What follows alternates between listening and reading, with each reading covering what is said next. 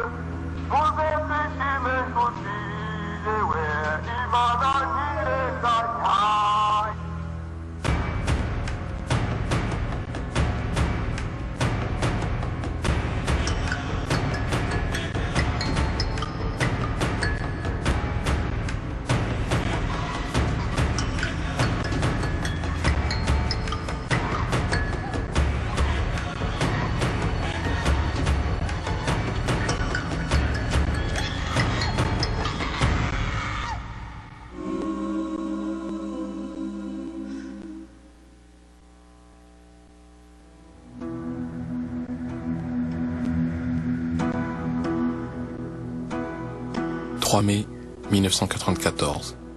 C'est ici, dans cette église d'Ontarama, que tout a commencé. J'avais tout juste 20 ans. Et je sais que c'est ici que je suis devenu un homme. Car c'est ici que pour moi, le métier de journalisme a cessé d'être un passe-temps et il est devenu devoir de témoignage. Bien que ce fût la première fois que je mettais des pieds au Rwanda, je savais déjà que ce que j'allais voir ne serait pas beau. Les mots n'allaient pas suffire pour raconter l'horreur.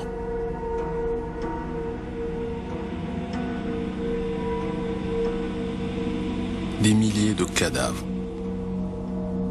Des visages tordus, traduisant la peur, la douleur. Et il y avait en plus l'odeur. Une odeur qui prend à la gorge, qui hante et dont je mettrai des années à me débarrasser.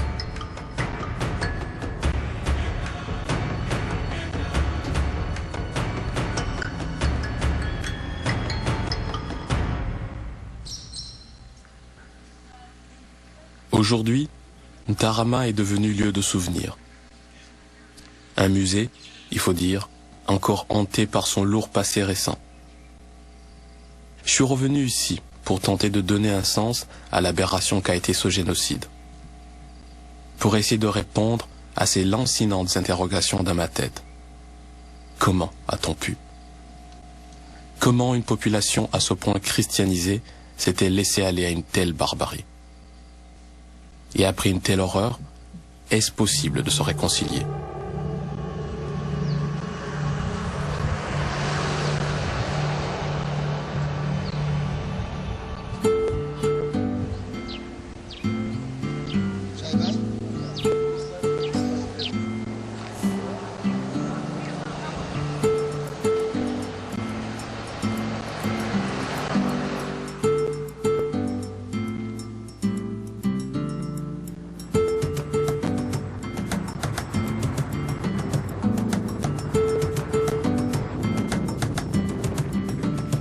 La route qui m'amène à Kigali ne ressemble plus à cette piste de terre sur laquelle j'ai roulé il y a 15 ans. Aujourd'hui, le pays est propre, organisé, et se dit tourné vers la modernité. On croirait le pays des 1000 collines ainsi définitivement apaisé, soulagé de ses démons. Pourtant, je sens cet édifice encore bien fragile. Les sinistres cartes d'identité ethnique n'existent peut-être plus, mais tous savent encore aujourd'hui distinguer qui est Tutsi ou Hutu. Les anciens bourreaux vivent côte à côte avec les survivants du génocide sur une terre gorgée du sang de parents, amis et connaissances. Est-il alors humainement possible de faire abstraction d'un si lourd passé ?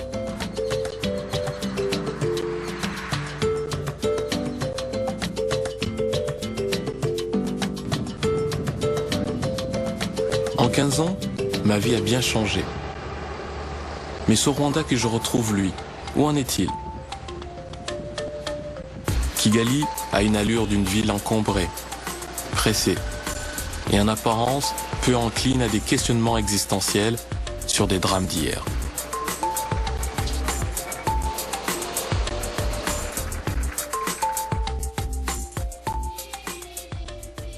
C'est avril 2009. Pour ce 15e anniversaire du génocide, le gouvernement du Rwanda a décidé de frapper les esprits. Ramener les Rwandais et la communauté internationale ici, à Kicukiro, où le 11 avril 1994, des casques bleus belges se sont retirés, laissant une mort certaine, plus de 5000 Tutsis.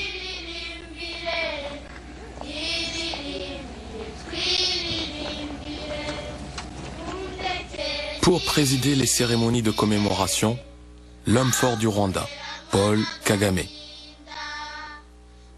Hier encore, chef rebelle en treillis militaire, aujourd'hui, président élu dans un scrutin dans l'intégrité et questionné par certains. Depuis qu'il est au pouvoir, l'armée nationale est devenue la plus redoutée de la région.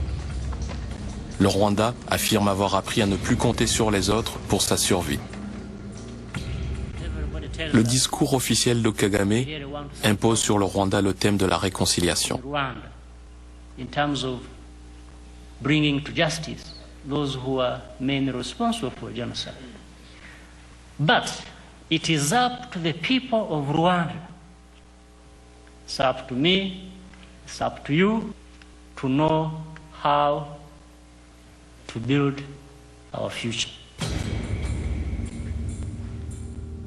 Il y a quelque chose dans tous ces textes qui les fait ressortir aujourd'hui plus récités que vraiment senti.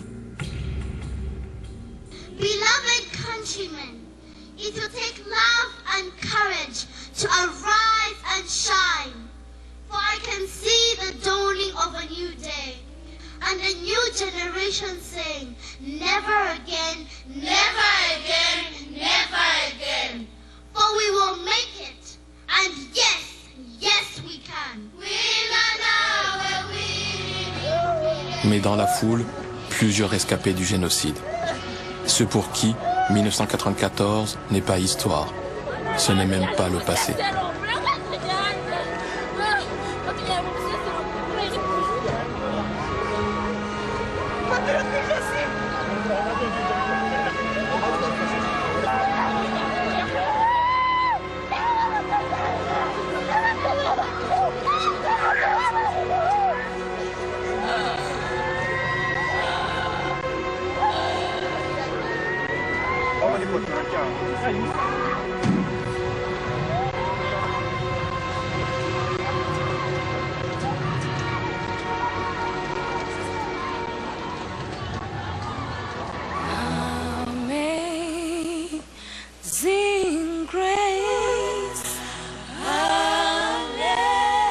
Quelques heures plus tard, quand on se retrouve dans le grand stade de Kigali pour la cérémonie des lampions, j'ai acquis la conviction que derrière le vernis du discours officiel, le Rwanda n'en a pas encore fini avec ses démons et ses cauchemars.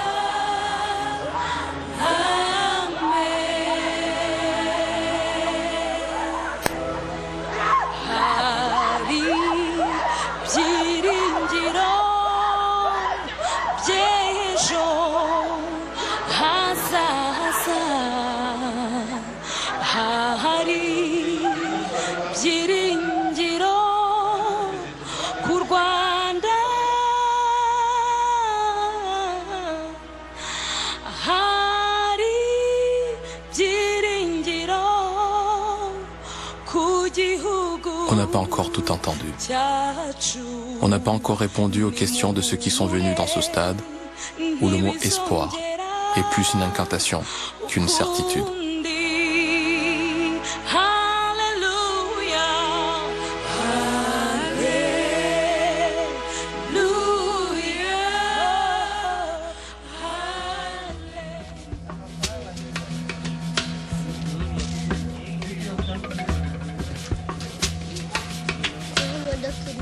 Le lendemain, nous partons au sud du pays, à Butare.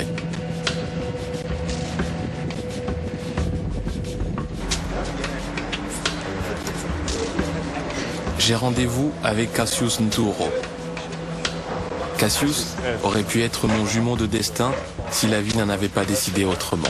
Vous êtes Norbert. Norbert, c'est ton cousin. Mon cousin. Et tu as fait tes études ici à l'université? Non, je n'ai pas fait des études ici. C'est à ce moment-là que j'ai eu la chance si j'allais faire mes études à l'école à Bukavu. Après, En 1960, fuyant les premiers massacres, nos parents, les Tutsis rwandais, se sont réfugiés au Congo. Nous sommes tous les deux nés à Kisangani en 1974. Il est allé à la même école que moi. Est-ce que tu reconnais des choses? Non, ça a beaucoup changé. C'est par la suite que nos parcours ont divergé. Après le Congo, mes parents se sont établis au Burundi. Ceux de Cassius, eux, ont décidé de revenir au Rwanda, séduits par des promesses d'emploi et une illusion de sécurité. C'était en 1990. Cassius avait 16 ans et il devait retourner étudier au Congo. Je me souviens de cette petite porte. Je me souviens. Je me souviens au moment où on quittait la maison pour aller prendre le bus pour aller à Tchangougou et à Bukavu. Je suis sorti avec mon père. C'était très tomaté avec ma mère jusqu'ici. Et ma mère m'a dit, allez papa, il faut bien étudier. On se verra vers les vacances de Noël.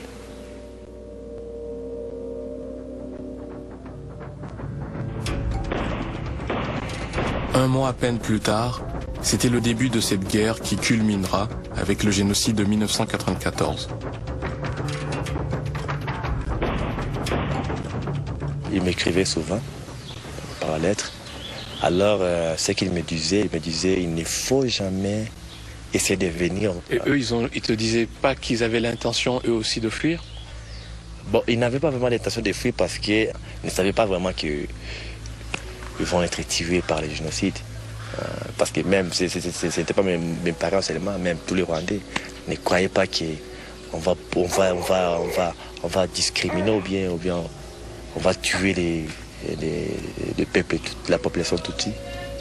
Ça, on n'y pensait pas. Ils y croyaient pas. Pas vraiment. Cassius n'a plus revu sa famille. S'il a appris le récit de leurs dernières heures de vie, il n'a jamais pu retrouver leur corps.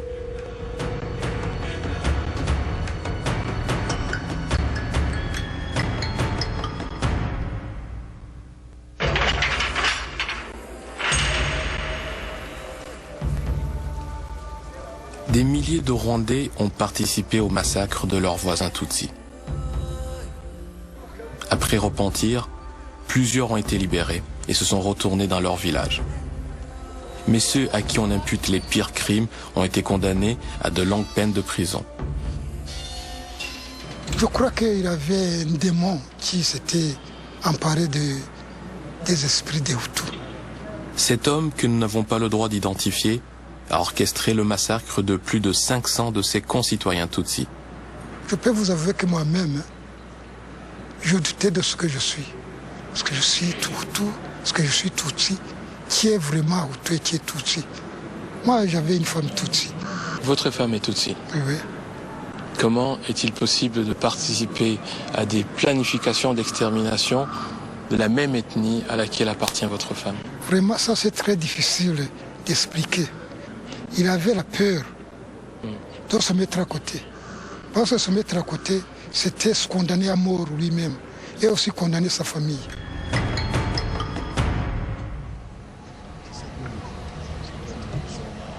L'appel au génocide a été entendu par toutes les couches de la population rwandaise.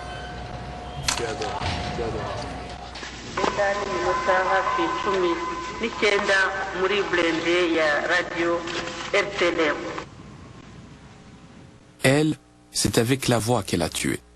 Valérie Bemeriki était la star de la sinistrement célèbre Radio des Mille Collines, la RTLM.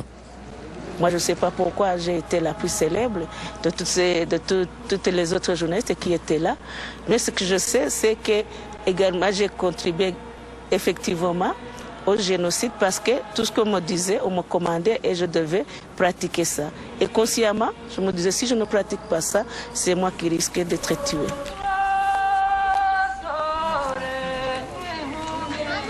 Ce 8 avril 2009, pour Cassius, une attente de 15 ans serait sur le point de toucher à son terme. On vient de lui apprendre que des restes humains ont été déterrés. Ça pourrait être ceux de sa famille.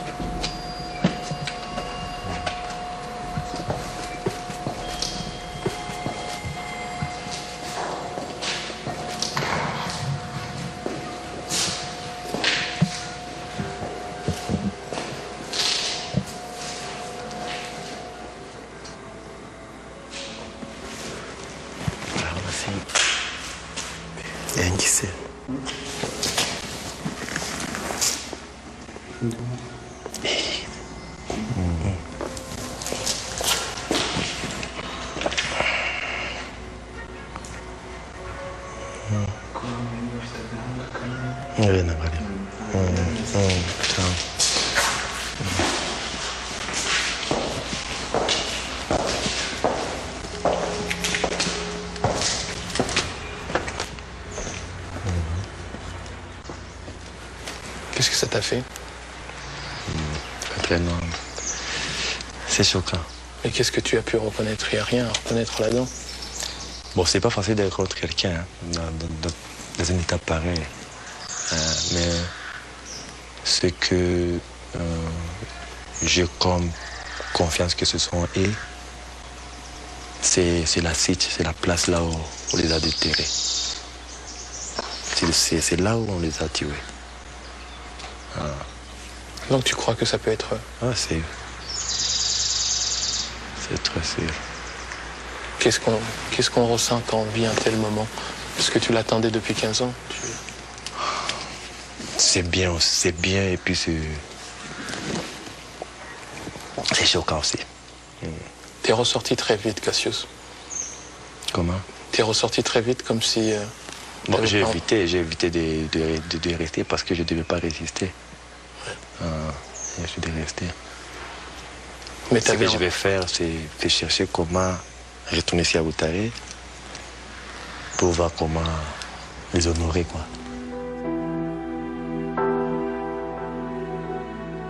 Sa mère, Thérèse Mukamitali.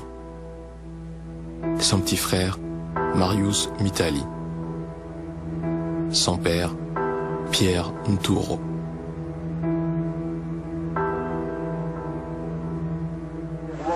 nuko nyine namenyesha abatwumva ko nyine abantu bose bahagurukiye kurwanya inyandimutanyi n'ababwiye abasirikare bacu nibo ba mbere babwira urubyiruko rwagutse kugira ngo bafashe abasirikare bacu babwira inkumi babwira abasore murabyumva rero inyenzi ntabwo zishobora gukandira abantu bose. Les bourreaux de 1994 paraissent aujourd'hui en cure de rééducation.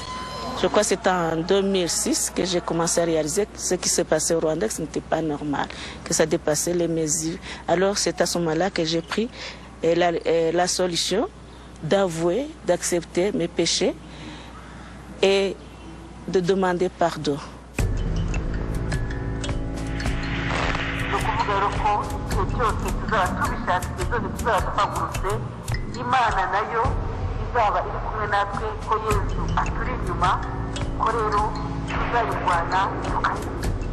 Lui purge une peine de 20 ans. Le temps d'assimiler ce message du gouvernement Kagame qui récite avec un zèle étonnant. Le programme du gouvernement actuel rwandais, c'est un programme vraiment, je dirais, divin. L'unité et la réconciliation des Rwandais. L'unité et la réconciliation d'un génocidaire qui a pris la machette, qui a découpé son voisin, avec qui il partageait tout, la bière de sorgho, la bière de banane. Il a pris la machette, il a découpé en morceaux tous ses voisins tutsis. Et ils parviennent, les rescapés parviennent à vivre avec les bourreaux. C'est terrible.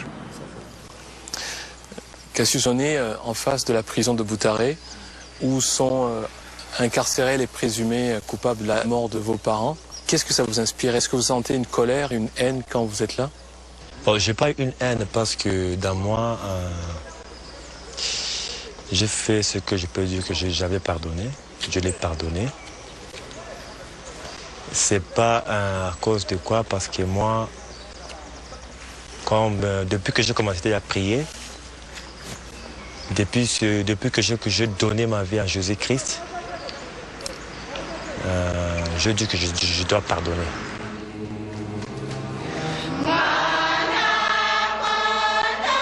Et de nouveau dans ma tête, des questions, l'incompréhension.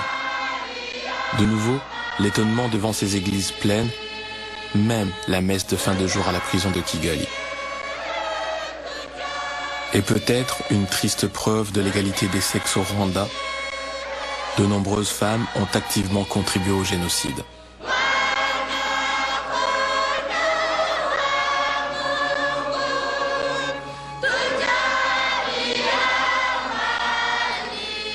Condamnée à 28 ans de prison, Valérie Bemeriki s'est trouvée ici une nouvelle vocation d'apôtre. De ma part, je crois que je fais beaucoup également parce que je dois prêcher la réconciliation et la paix. Donc, comme vous êtes venus, il y a beaucoup d'autres personnes qui viennent me voir. Alors, je leur donne des messages à apporter, surtout aux génocidaires qui sont à l'extérieur. Et même au Canada, il y en a beaucoup qui sont là-bas. Il y en a beaucoup qui sont en Europe, en Amérique latine également, même en Asie. Alors, je donne des messages chaque fois pour le bon avenir de notre pays. Il faut que les gens qui ont fait des génocides comprennent bien qu'ils n'ont pas bien fait.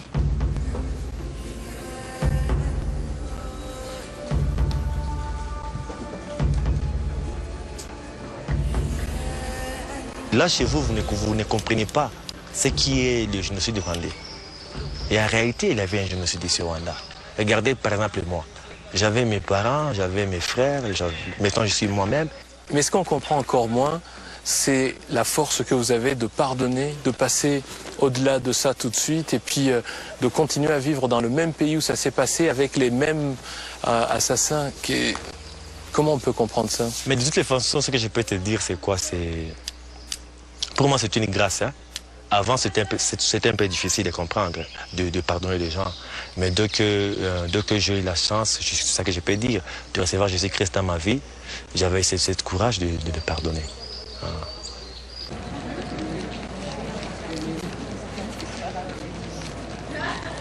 Mes retrouvailles avec le Rwanda me troublent. Ici, j'ai l'impression d'être encore plus loin de la vérité qu'avant ma venue.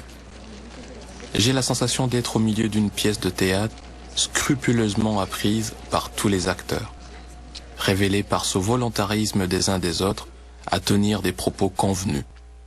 Convenus car hors micro, les mots deviennent autres. Les peines et les rancœurs sont plus franchement exprimées. D'ailleurs, on rapporte dans certains villages des règlements de compte entre voisins. Au Rwanda, il me semble que seuls les cauchemars sont authentiques.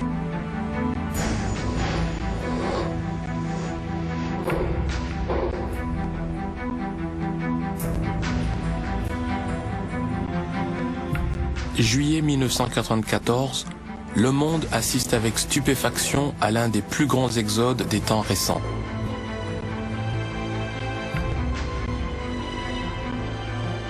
Face à l'inexorable avancée de l'armée rebelle Tutsi du FPR, le gouvernement Hutu du Rwanda et ses milices génocidaires décident de vider le pays et entraînent dans leur fuite des centaines de milliers de civils.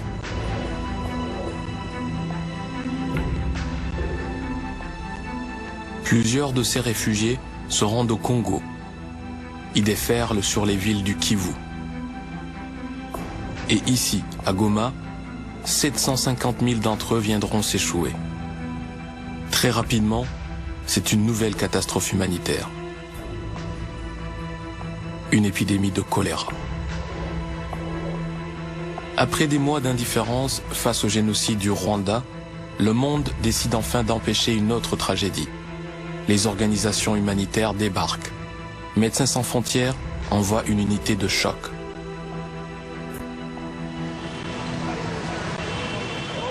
À l'aéroport de Goma, je viens retrouver l'un des membres de cette première escouade de MSF. Comment ça va? Ça va, mon homme? Ouais.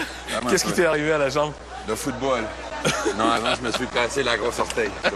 C'est la connerie, je suis désolé. Mais bon, on est ensemble. Merci beaucoup.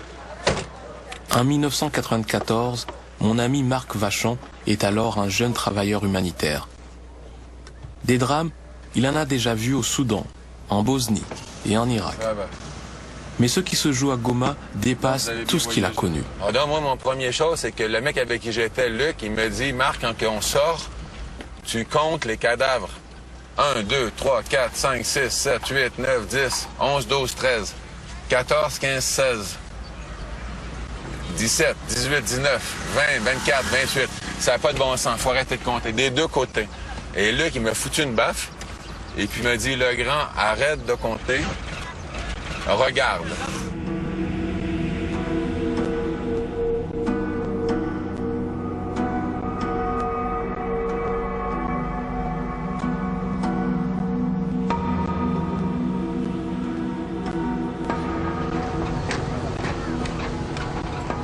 Là, tout partout, t'avais des réfugiés. Donc, t'avais une vue le soir avec le volcan là-haut, les milliers de feux, l'odeur, il y avait l'enfer sur Terre, 750 000. Et quand ils mouraient, ils mettaient les cadavres sur le bord de la route, comme ça, le matin, tu pouvais les ramasser. Tu vois-tu ça?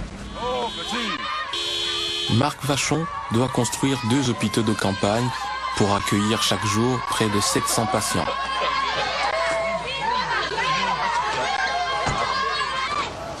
C'est dans cette cour de récréation, entre des grappes d'écoliers s'amusant, qu'il va bâtir ce camp médical. Dans ce lieu de détresse, tous ne sont pas des civils sans défense. Les premiers qu'on traversé, c'est pas le peuple, c'est l'armée, le phare, hein, les forces armées rwandaises, entre guillemets, les Hutus. Les civils sont arrivés en deuxième. Ils ont fermé la frontière. Tout le monde s'est retrouvé comme des cons ici. Et dans ces civils, il y avait une minorité de personnes qu'on appelle les interamouins, que eux étaient la milice débile avec les machettes qui ont fait les écœuranteries hallucinantes de l'autre côté.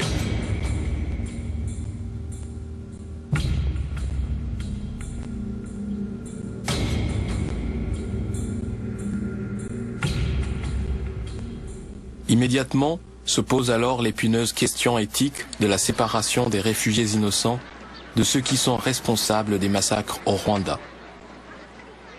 Mais bon, au bout de la ligne, on est des êtres humains. Tu sais bien que quand tu mets une aiguille dans un mec de 24 ans qui est beurré de sang, que cet enculé en a tué, que ce mec-là en a tué peut-être 5, 8, 10, 12, qu'il en a violé 5, 6, mais putain, t'as pas le choix. Malheureusement, le génocide ne s'est pas arrêté à la frontière du Rwanda. On est arrivé un matin chez les gamins, il y avait 7-8 morts. Et c'est en prenant le gamin d'un lit et que l'infirmière a remarqué qu'il avait eu le crâne défoncé, c'est mou, hein, tu vois. Et puis en touchant le deuxième gamin, en touchant le troisième gamin, et en fin de compte, la fille, elle a tout simplement pris les gamins puis tapé les gamins avec la tête par terre pour les tuer. Parce qu'on n'était pas sûr si c'était des Hutus ou des Tutsis. Et elle était extrémiste et toute l'autre fait. Autant pas prendre la chance. Certains groupes Hutus présents dans les camps de réfugiés décident alors de s'organiser pour un retour au Rwanda, armes au poing. Ils fondent le FDLR, le Front démocratique pour la libération du Rwanda.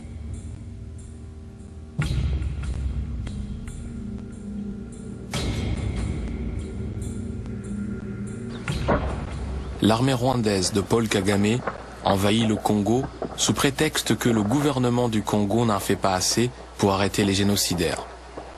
Les Rwandais attaquent les bases du FDLR et déclenchent ensuite un conflit qui fera du Congo le terrain de toutes les prédations.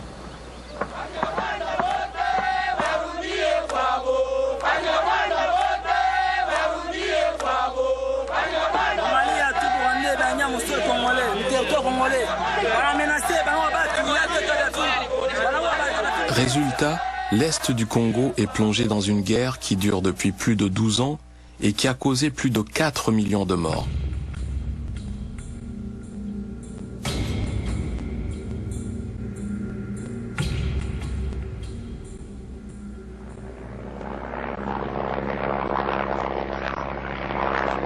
En 1999, l'ONU décide enfin de réagir.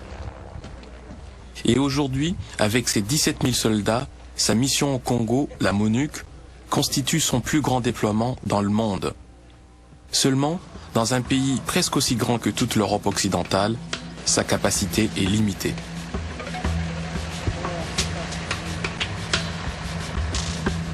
Aujourd'hui, à l'est du Congo, il est devenu dangereux de se déplacer sans escorte de la MONUC. Nous nous intégrons donc dans une unité d'origine népalaise qui part en patrouille dans le village de Luofu.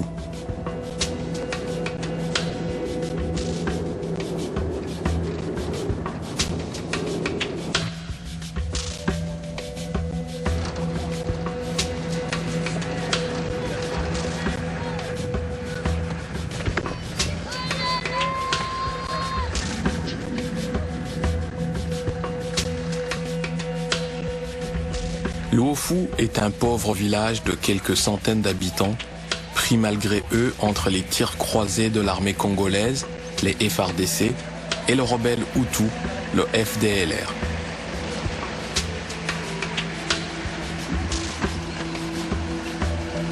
Ces paysans qui vivent d'une agriculture de subsistance sont épuisés par des semaines de tensions extrêmes.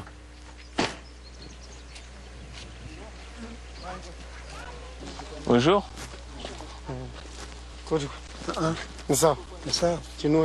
qu'est-ce qui s'est passé ici? Pourquoi ces maisons sont brûlées comme ça?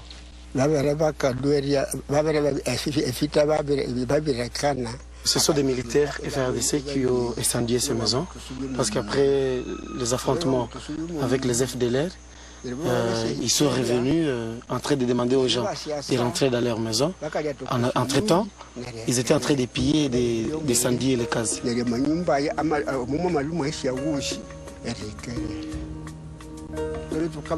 Quand les FDLR étaient ici, on était bien, on vivait en harmonie. Et s'ils avaient besoin de quelque chose, comme une canne à sucre, ils demandaient et nous on donnait. Jamais ils ne prenaient sans demander. Alors selon eux, quelle est la différence entre les FDLR et les FARDC? Et qui préfèrent-ils?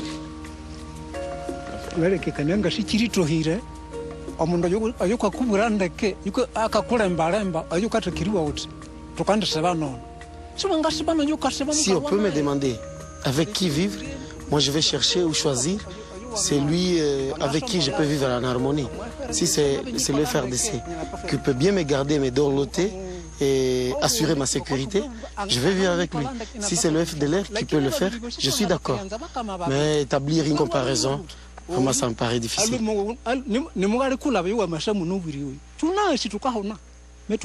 Les deux hommes me méprennent pour un membre de la MONUC et m'interpellent. La question que nous nous posons, nous n'avons plus de force, nous n'avons plus de capacité de reconstruire nos maisons incendiées. Nous n'avons plus aussi la force de faire les champs. Nous ne savons pas que faire. Est-ce que vous pouvez nous donner une réponse dans ce sens?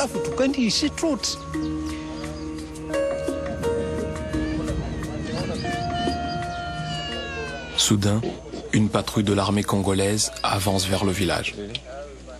Il dit que maintenant ce sont des militaires qui sont là, peut-être il faut les rechercher pourquoi ils nous ont parlé. Ceux qui viennent d'arriver là-bas? Oui.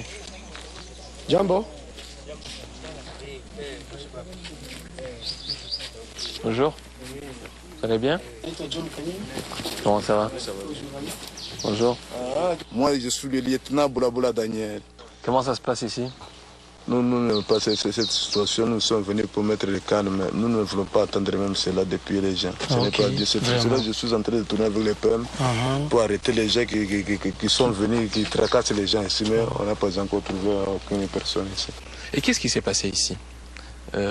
Pourquoi ces maisons ont été brûlées et par qui? Par les FARDC. Non, pas de quoi? Les FDLR. Au moins, ces maisons s'étaient brûlées. Nous étions de Boulindi. On n'était pas de ce côté. Ouais. C'était un autre bataillon qui était de ce côté. Mais pour nous, on est entré, on a retrouvé des maisons brûlées depuis longtemps. Depuis combien de temps vous êtes déployés dans cette région? Nous comptons maintenant une semaine. Hein. Une semaine à 2 semaines. 2 semaines. Nous comptons 2 semaines. Car nous ne restons pas ici. Nous tournons parfois. Chaque fois, nous tournons, nous faisons des patrouilles dans des forêts. Il y a parfois, nous faisons une semaine dans des forêts et nous rentrons aussi. De telle façon, c'est ce que nous travaillons. L'armée nationale du Congo fait pitié. Ces hommes sont épuisés. Il faut dire qu'ils n'ont pas reçu leur solde depuis plus de 3 mois. Ils n'ont aucun moyen de communication et personne pour les ravitailler. À son tour, le lieutenant Boula Boula me prend pour un représentant de l'ONU. C'est à vous maintenant de terminer ce problème. À nous? Oui, oui, c'est à vous maintenant. Pourquoi? Moi, vous les Moniques, je ne sais pas, les Onisiens, pour nous, on ne sait pas quoi faire maintenant, juste. Mais alors, comment les Onisiens Mais on fait des attaques, leurs attaquants, ils prennent fuite, mais comment est-ce qu'on doit terminer ce problème? C'est à vous maintenant aussi de voir, de chercher une bonne solution. Alors les Onisiens, comment est-ce qu'ils peuvent terminer ce problème? C'est à vous, je ne sais pas. C'est à vous maintenant de résoudre ce problème. Nous sommes en train de travailler, mais je ne sais pas comment faire. Ouais. Est-ce que dans vos unités, vous avez perdu des hommes? Des hommes. Mais chaque fois qu'il y a l'attaque, il faut qu'il y ait du sang. Il faut qu'on perde les gens. Ouais. Vous en avez perdu beaucoup? Bon. Mais mes éléments, sauf toi, ça fait. Ils ont fait.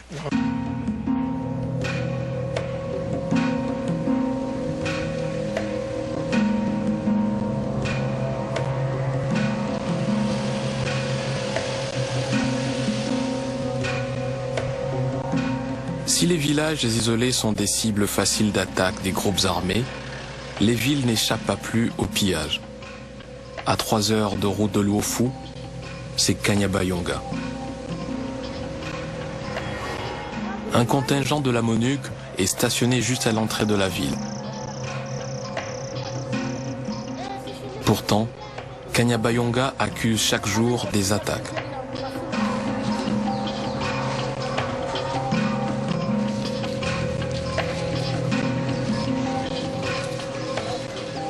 D'exaspération, des langues se délient à Kanyabayonga, à commencer par celle du maire.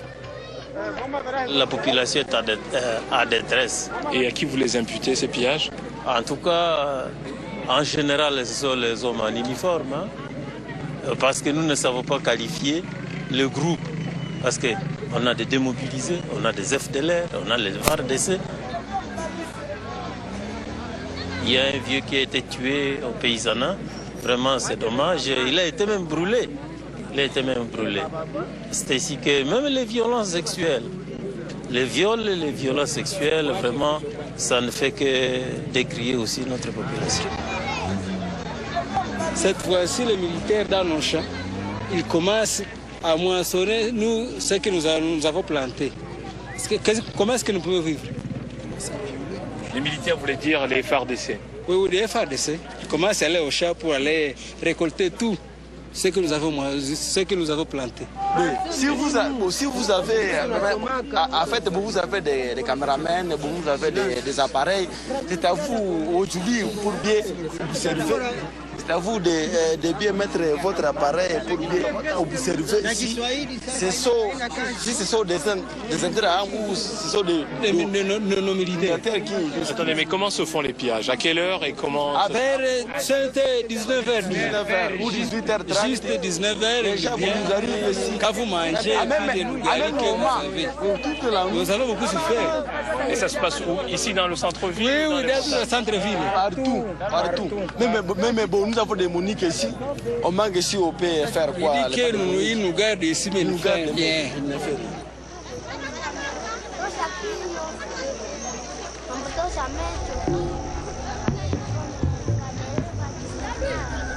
La Commission européenne met 30 millions d'euros non remboursables à la disposition de la République démocratique du Congo pour la protection de l'environnement.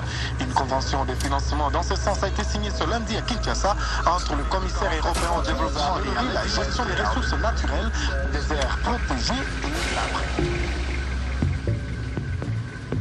Nous décidons de partir à la rencontre des forces du FDLR. La MONUC ne pouvant s'avancer dans la zone rebelle, c'est donc sans aucune protection que nous nous aventurons dans la brousse. Nous savons que si ces radicaux Hutus, dont certains ont trempé dans le génocide du Rwanda, apprennent que je suis Tutsi, je risque de passer un très mauvais quart d'heure. Je décide alors de me présenter comme un journaliste canadien d'origine ivoirienne.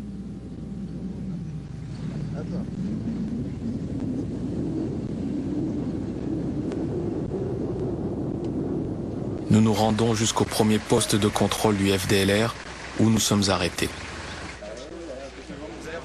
Puis, des rebelles amènent notre collègue congolais John Kanyunyu pour l'interroger. 1 heure plus tard, John est relâché. Mais quand il revient, il paraît sérieusement ébranlé. Moi, quand ils m'ont retraché de vous, là je savais que j'allais soit mourir et on allait seulement vous ramener mes habits parce que ça a toujours été le cas dans de telles zones. Mais qu'est-ce qui a pu leur mettre la puce à l'oreille? Notre histoire était bien rodée. Qu'est-ce qui a pu faire changer d'avis et leur faire croire qu'on serait des espions? Ils savaient déjà, malgré que nous on disait que tu étais ivoirien, ils savaient déjà que tu devais être un Tutsi. Mais on avait dit que j'étais ivoirien. Pourquoi ils croyaient que je pouvais être... Non, la morphologie. La morphologie, bien sûr. Tu sais, cette région, les gens se connaissent. Et on connaît la morphologie, on connaît il est Tutsi ou il est Hutu. Donc tu comprends, un Tutsi dans les territoires FDLR, ils avaient peur de ça. Alors, ce n'est que par téléphone que je joins le capitaine Pacifique Dounia, commandant de l'unité du FDLR. Capitaine, les Congolais commencent à être extrêmement fatigués par votre présence. Est-ce que vous en avez vraiment conscience? Parce que si vous avez l'intention vraiment de retourner au Rwanda, allez-y, retournez au Rwanda, menez les opérations là-bas. Ne prenez pas en otage la population congolaise. Nous sommes des réfugiés. Nous sommes des réfugiés. Nous attendons de rentrer chez nous. Nous avons combattu avec les gens qui nous chassaient dans notre pays. Ouais. Après avoir échoué, nous avons réfugié ici au Congo. Ouais. C'est ça qu'il commence à dire que nous sommes les génocidaires pour terminer la guerre. Oui, ça c'est particulier puisque toute la communauté internationale s'est mise d'accord pour reconnaître qu'il y a eu un génocide au Rwanda. Est-ce que vous êtes d'accord avec cette observation? Je n'ai jamais agi le massacre dans la paix. Moi, je n'aime pas la guerre. Hein. Ce que je veux, c'est la paix. Ouais. Si celui qui m'accueille bien, hein, ouais, je peux rentrer. Où est-ce que vous trouvez les armes là pour pouvoir tenir comme ça? Où est-ce que nous trouvons les armes? Ouais. Pas d'un pays qui nous ravitaille les armes, c'est le dos de Dieu.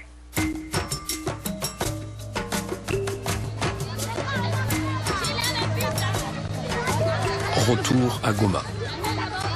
À quelques minutes du centre de la ville, le camp de déplacés de Mugunga.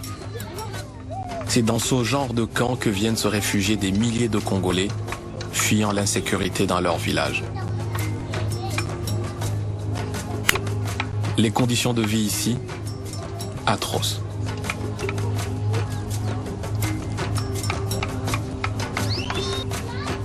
Par exemple, cet homme doit vivre avec sa femme et ses 5 enfants dans ce misérable abri. Et nul ne peut dire quand ce cauchemar s'arrêtera pour que ces déplacés puissent rentrer.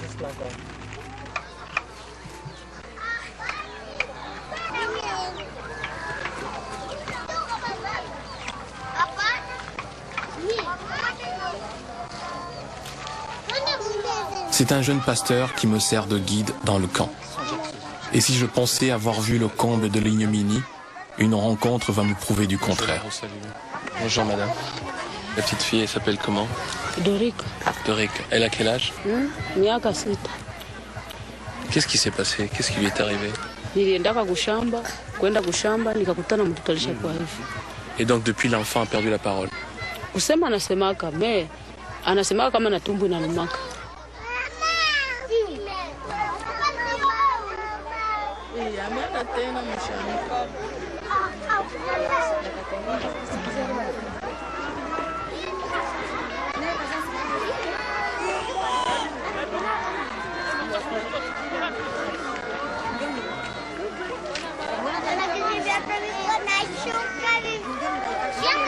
Mais qui commet ces viols? Normalement, ce sont toujours, si vous voyez bien, ce sont les jeunes gens. Vous voyez que les gens qui habitent dans les camps sont déjà presque tout le monde sont traumatisés. Ils n'ont rien à faire. La plupart d'eux restent ici dans les camps, aérés comme ça. Mais de là à violer une petite fillette comme ça, c'est incroyable. Bon, il y a un problème qui est venu pour les gens qui avaient le virus du sida. Ils savaient déjà qu'ils sont qu'ils ont dans ces virus. Il partait chez le féticheur, le féticheur lui disait, si une fois tu fais des relations sexuelles avec une petite fille encore, tu seras guéri. Vous voyez que ça, alors ça fait aussi violer des petites filles. Ça. Oui, ça aussi, ça se fait. Tout ça, c'est la première chose qui fait casser que les petites enfants, les petites filles soient violées. C'est tout ça. C'est pour se soigner du sida. Sida, c'est tout ça. Combien y a-t-il aujourd'hui d'enfants au Congo, comme ailleurs en Afrique, à qui on a volé le droit à l'enfance? Comment a-t-on pu en arriver à ce niveau de perte de dignité morale?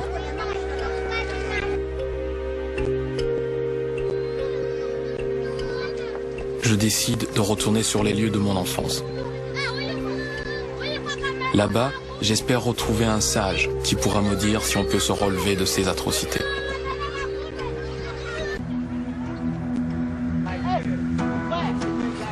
« 29 ans après l'avoir quitté, je retourne à Kisangani, la ville où je suis né. Renouer avec le passé pour moins douter du présent et ainsi croire en un futur possible. Mais à Kisangani aussi, les choses ont changé. La guerre est passée par là. Le bloc appartement où j'ai grandi est aujourd'hui un taudis devant lequel je n'ai vraiment pas le goût de m'attarder.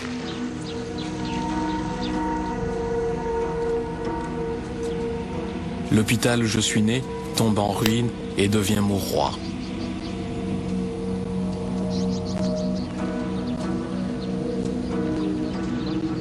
L'école de mon enfance existe encore. C'est bon signe. Je reviens ici dans l'espoir de retrouver un professeur qui m'a profondément marqué. Celui qui, en première année de ma scolarité, m'a inculqué quelques valeurs d'humanité et de respect de l'autre. Lui, je crois, saura me dire là où on l'a eu faux pour nous retrouver devant un tel gâchis. Ces retrouvailles, je les ai espérées pendant des décennies.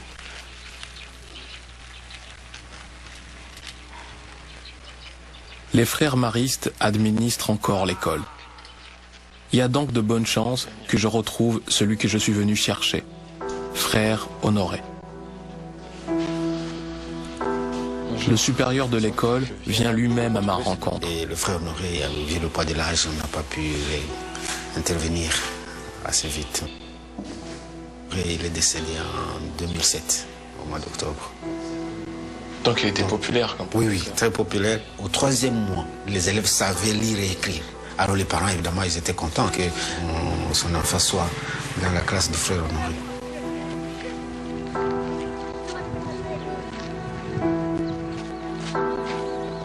Vous savez, j'arrive un peu en retard, mais je vais vous poser la question que j'avais envie de poser à frère Honoré.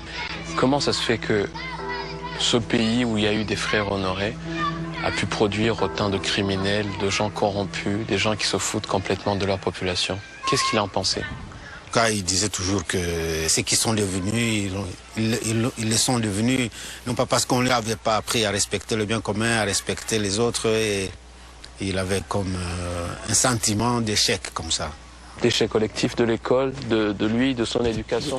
Il parlait surtout de l'Église. On a produit des universitaires, on a produit des intellectuels, mais pas des citoyens, des vrais citoyens.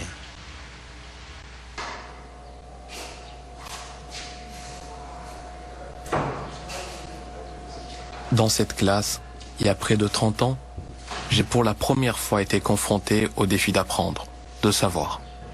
À un âge où tous les rêves sont permis, mon chemin a croisé celui d'un enseignant qui m'a permis de croire en moi, de croire en l'école et en un avenir apaisé pour le Congo. Je sais que frère Honoré aussi avait hâte de me revoir.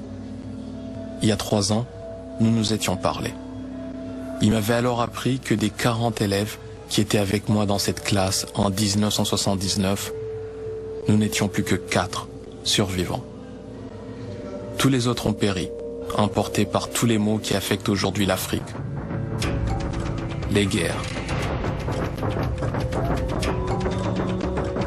les famines, le sida, le choléra, la malaria et autres maladies.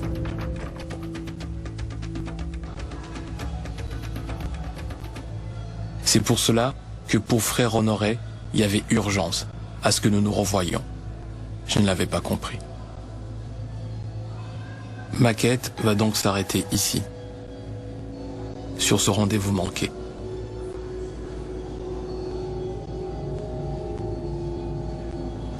Au terme de ce périple qui a relié Ntarama, la ville où je suis devenu un adulte, à Kisangani où je suis né, plusieurs questions se sont ajoutées à toutes celles qui m'habitaient déjà. Pourquoi des pays de tant de beauté et de richesse s'enfoncent-ils chaque jour dans la décrépitude? Et quand je vais revenir dans 15 ans, qu'en restera-t-il?